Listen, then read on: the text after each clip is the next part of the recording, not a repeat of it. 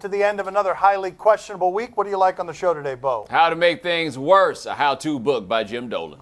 Dale, papi.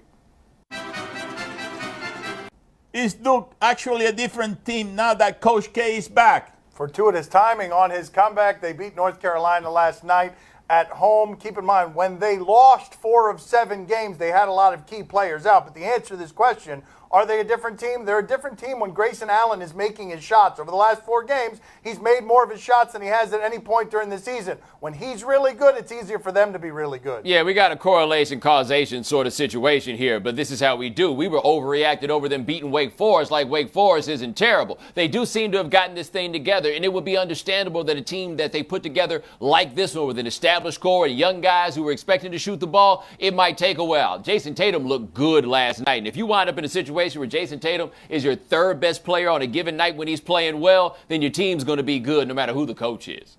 I knew that was going to make a difference. Coach K coming back makes all the difference in the world. I'm telling you, he got that old style of coaching. You shape up or you ship out. You know, I like his philosophy. Plus, Alan didn't trip anyone. Right. When the shots go in, you notice there are no tripping incidents when the shots go in. That's a correlation situation. What kind of reception does Kevin Durant deserve from Oklahoma City tomorrow night? Yeah, Durant will be playing his first game against the Thunder in Oklahoma City. They've already played twice in Oakland. I mean, they've been through it with the players, right? Russell Westbrook already showed up in the photographer get-up or whatever it is. But when he gets to Oklahoma City, son, they're going to boo you. They're going to boo you a whole lot. And I hope that you have come to grips with that walking in, because the booing is going to be louder than you ever imagined booing could be. They'll probably give up, though, after a quarter and a half because the Warriors might be up by 30 points. Bomani is right about this, but the question is, what kind of reception does he deserve? And what he deserves is to be greeted with open arms because of all he did for that city, because of all he did for their basketball team, because of all he did, period, around those people who would now be booing him. Keep in mind, when LaMarcus Aldridge goes back to Portland, what he gets is not boos. He did something very similar by going to San Antonio. Kevin Durant's just a lot better player. He's more valuable, so they're angry about him leaving. They got to give him a video montage, right? Like even LeBron got a video montage in Miami. No montage. Maybe next time. If I'm Kevin Durant and they start booing me, you know what I would do? I'm in the middle of the court and I look around and I say, here is for all of you. There you have it. You know, there you have it. You keep on booing me and I keep on doing this for you. I go around like this, you know. Please do that. Yeah, in fact, I can imagine nothing better. They deserve it. Yes. Full Brian Cox. I would love for him to have more than 2 middle fingers so he could do it with more than 2. And then I wouldn't have to prepare for work on Monday because that's all we'd be talking about. Do you believe Phil when he says his tweet was misunderstood? All right, let's look at Phil Jackson's Twitter account. It's a little bit weird. It's a little bit mysterious. Weirder than you know. And here you go, Bleachers Ding. This is the past tweet that got him in trouble. Almost rings the bell, but I learned you don't change the spot on a leopard with Michael Graham in my CBA days. And what he was saying was Carmelo Anthony, you can't really change a player. And now he says all of this was misunderstood, but he's not allowed to have it both ways. He writes, after starting Firestorm with a misunderstood tweet, I offer this peace sign. Our society is torn with discord. I'm against it. Let it be very peaceful. But you can't be Phil Jackson, guy who always knows with a genius motivation every single thing he's doing to motivate others and then claim misunderstanding when you've got time to edit a tweet. Well, first of all, shout out to him. The elderly normally don't grasp the emoji thing in the way that he has. He's gotten it right there. I also didn't take him as being so much a Let It Be fan, but whatever. Here's the question, Phil. If we misunderstood you, what did you mean? Because if you could tell me what you meant, I'm willing to entertain the possibility that I misunderstood you. But all of us thought you meant one thing. The only person saying you didn't is you, and you won't tell us what you meant. You know, Phil, he finished that tweet at 9:10 in the morning, and he says, that's enough work for the day. That's it. You gotta take a break. Right. Woo, I'm tired. Oh, tough day today. Is the NBA being a bunch of herps for trying to stop teams from tweeting at each other? This is normally the behavior of the no fun league. Football, basketball is progressive. Here's where it started. The Portland Trail Blazers were making fun of Chandler Parsons. The three-point line is really far away. That was sent from the team account. So Parsons came back at the Portland Trailblazers, and then C.J. McCollum came back over the top and said, we won the lottery when we didn't sign you. And I understand why the NBA would want to avoid that. The skirmish is starting between McCollum and Parsons because of something dumb from a team-sanctioned account. I get why you wouldn't want stuff like that to happen, though it's more fun for us. Yeah, I don't get it for that reason. It is more fun for us, and nobody is getting harmed. This is not Death Row Bad Boy 1995. Nobody's going to get shot over this. Do you remember we had the emoji battle over the summer with all the guys? That stuff is fun. If you're going to be in the social media space, then you need to let guys be social. This is what being social is sometimes. Your league can handle these bumps. This isn't the thing that's going to make people turn away from your league. In fact, it makes people pay more attention. We got another one here. Kings and Cavs. What happened between the Kings and the Cavs? Oh, yeah. Remember that? They gave them the L? Yeah, L, and then the Cavs. I mean, why would you want this to stop? The NFL, the Saints did the googly eyes while the Falcons were blowing the lead. That stuff is fun, even though I still hate the Saints.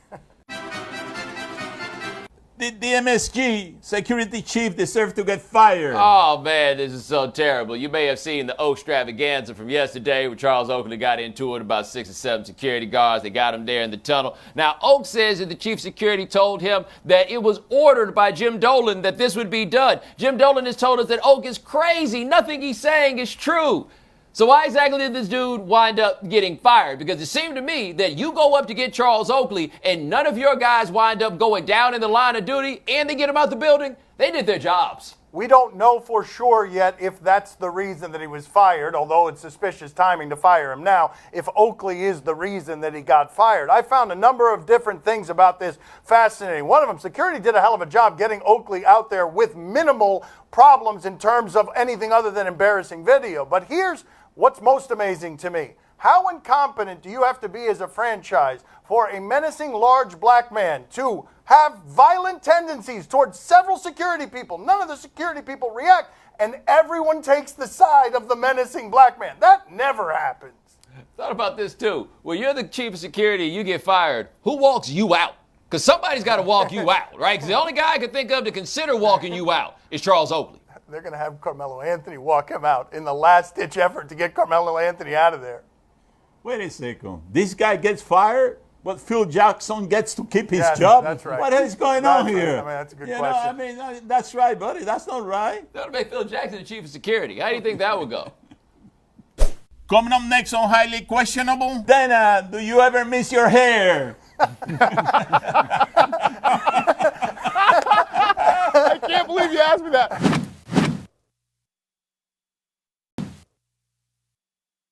Joining us at the beach today is Dana White. The man in charge at UFC is here to promote UFC 208. That is Saturday night at the Barclays Center, headlined by Holly Holm. Let's talk to Dana. So if I had told you back when you were negotiating deals in literal alleys for fights and for reality television extensions that the maximum amount this business would get, where would you have put that number if I went back to that space with you?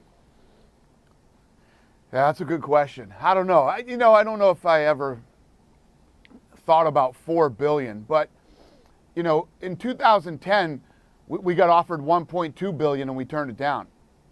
Well, hold on. How did it feel to say no to $1.2 billion?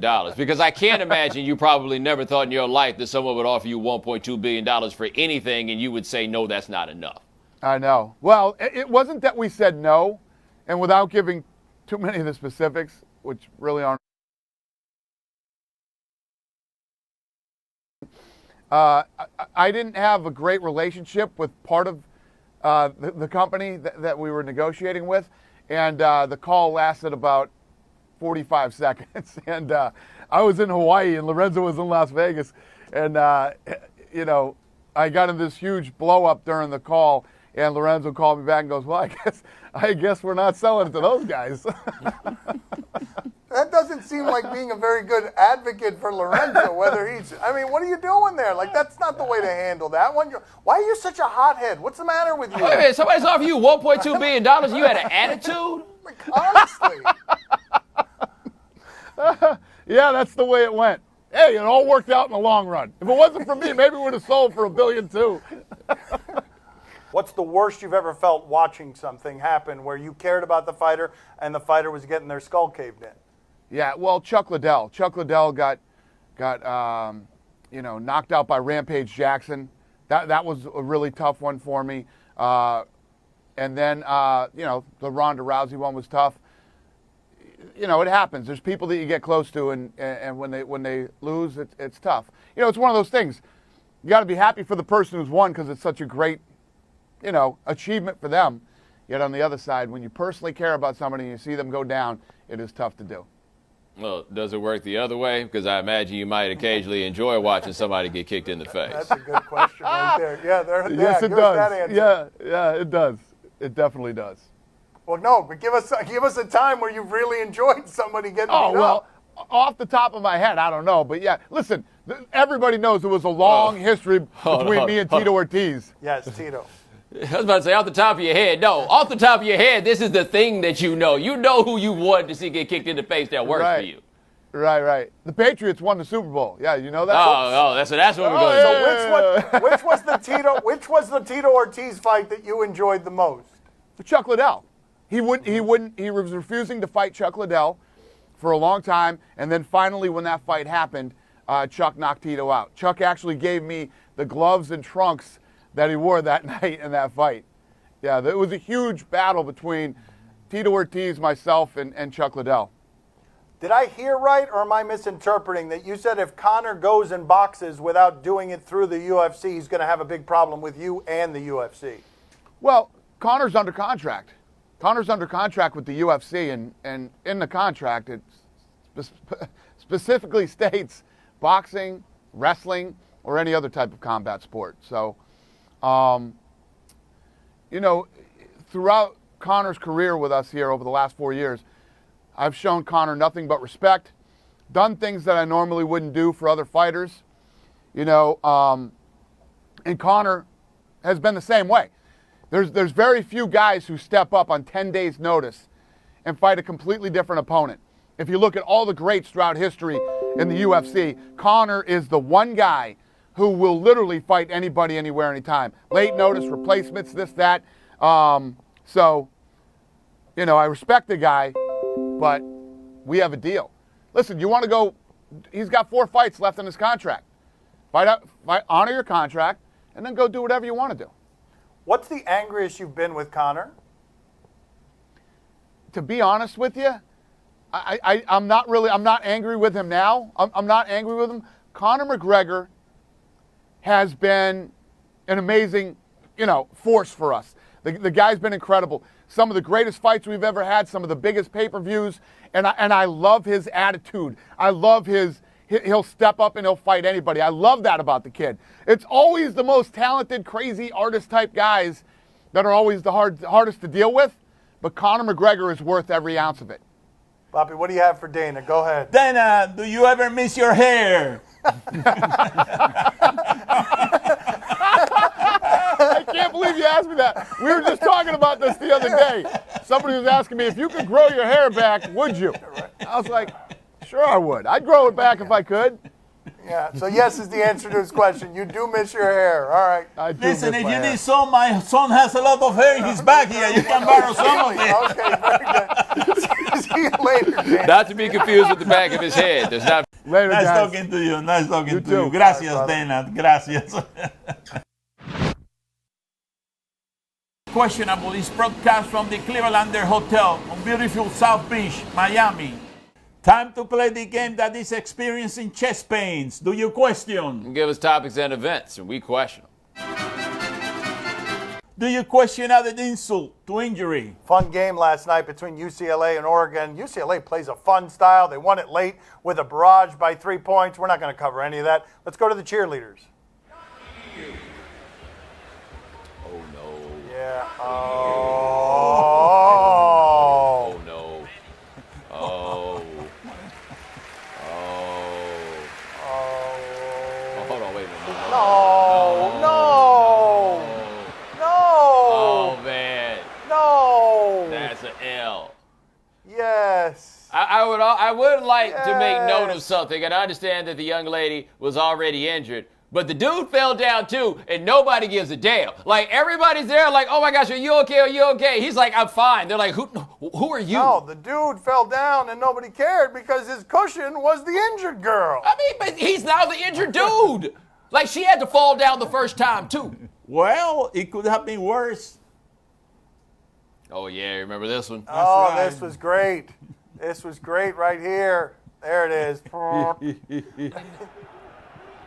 look where his legs are, by the way. Is that dude's first day on the job? Then they just dropped him off right there. Man, if that guy wasn't hurt when he got on the stretcher, he was hurt when he got off Well, it. that's the thing. Who believes he was actually injured? Well, it could have been worse. Yeah, it could have been.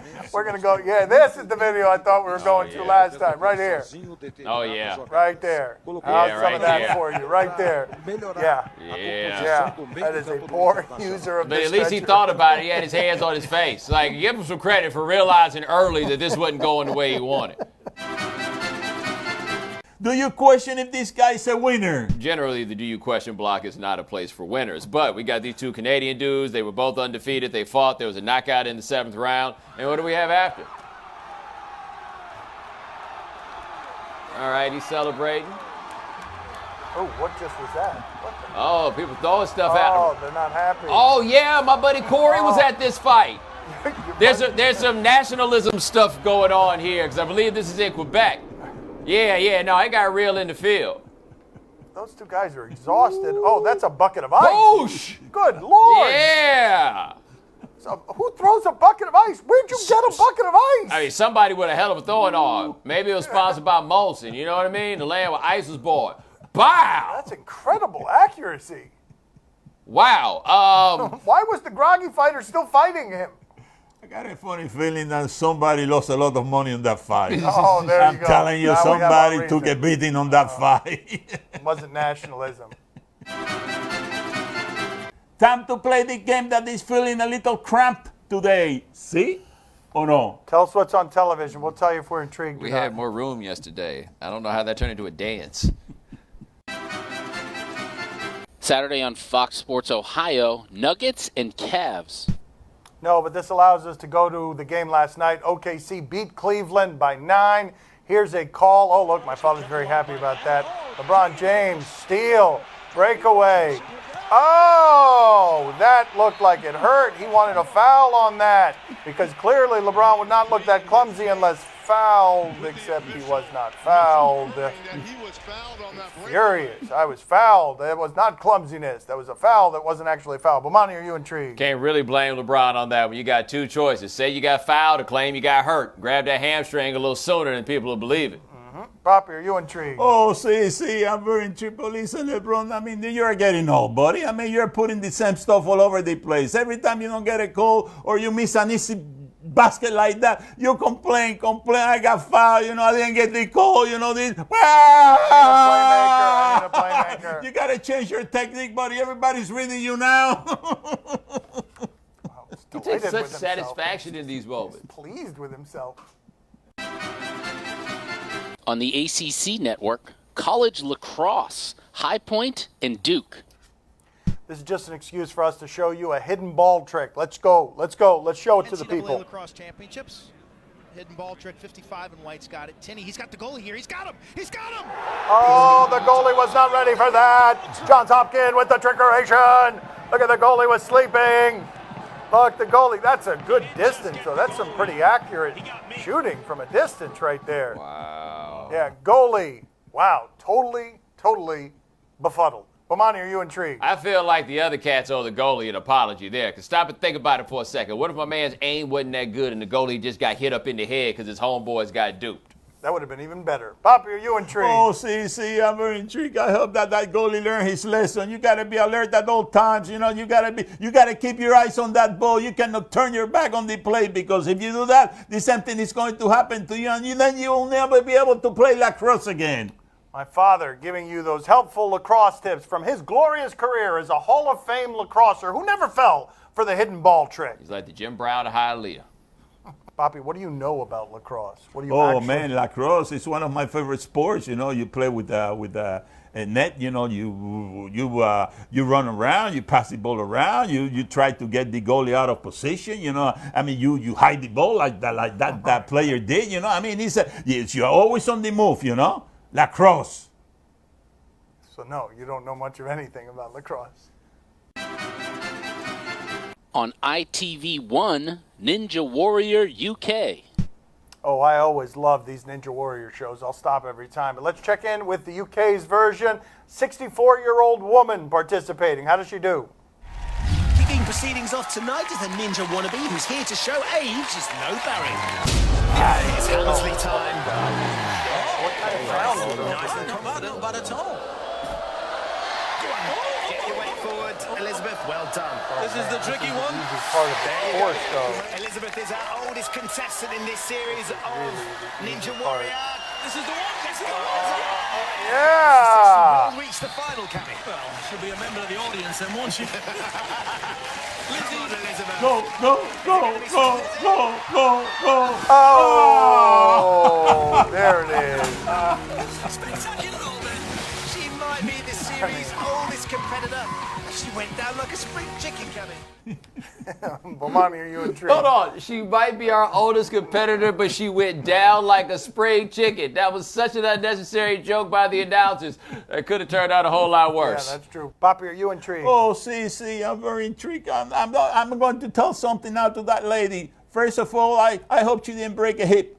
Second of all, if you want to jump into a pool, you can come out here to the Cleveland there and jump out here. We got a hell of a pool, lady. That one is really good, too.